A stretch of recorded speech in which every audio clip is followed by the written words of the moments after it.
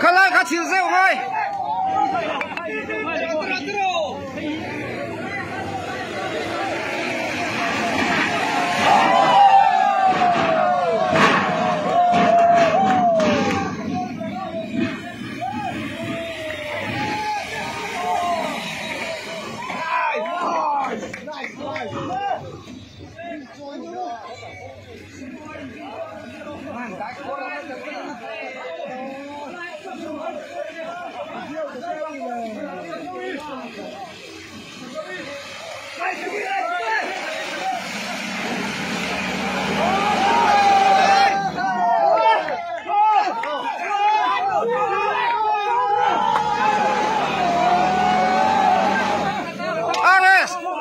Ares bek là dốc mấy tệ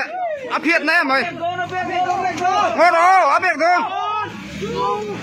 ngồi đó bek thôi nó bek thôi nó bek thôi ô thì khăn chăng mà là màu trắng bạc ngô